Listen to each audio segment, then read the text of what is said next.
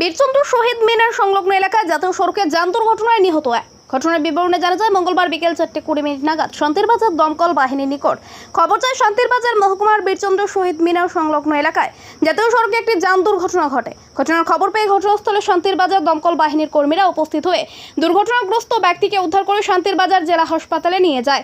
জেলা হাসপাতালের কর্তব্যরত চিকিৎসক দুর্ঘটনাগ্রস্ত ব্যক্তিকে মৃত বলে ঘোষণা করে। জানা যায়, মৃত ব্যক্তি গোমতী জেলার কিল্লা এলাকার বাসিন্দা কমলা মোহন জমাতিয়া। সে সাবরুম থানায় কনস্টেবল পদে কর্মরত অবস্থায় রয়েছে বলে জানা যায়।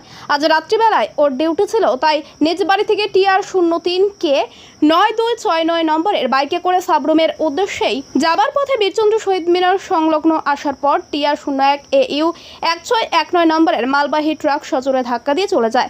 জানা যায়, মালগাড়িটি আগরতলার দিকে যাচ্ছিল। মালগাড়ি ট্রাকের ধাক্কায় প্রাণ হারায় কমলা মোহন জমাতিয়া। মালবাহী ট্রাকের ধাক্কায় প্রাণ হারায় কমলা মোহন জমাতিয়া। দুর্ঘটনাগ্রস্ত মালবাহী ট্রাকটি ঘটনাস্থল থেকে পালিয়ে গেলেও মনপাথর ফাঁড়ি থানার পুলিশের অক্লান্ত প্রচেষ্টায় ট্রাকটিকে আটক করা হয়।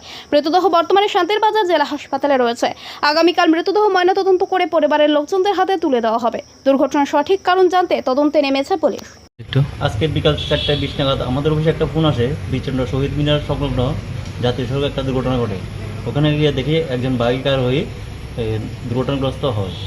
ওনাকে আমরা উদ্ধার করে শান্তিরবাজার ট্রমা সেন্টারে নিয়ে আসি। উনি কি জীবিত আছেন না মৃত? ওখানে আসার পর ডাক্তার পরীক্ষা করার পর বলেছেন মৃত। ওনার কি কোনো প্রকার পরিচয় পাওয়া গেছে? ওনারও আমরা পরিচয় সংগ্রহ করতে পারিনি। ঘটনা তদন্তে পুলিশ ছিল ওখানে। বাইক নাম্বারটা জানা আছে?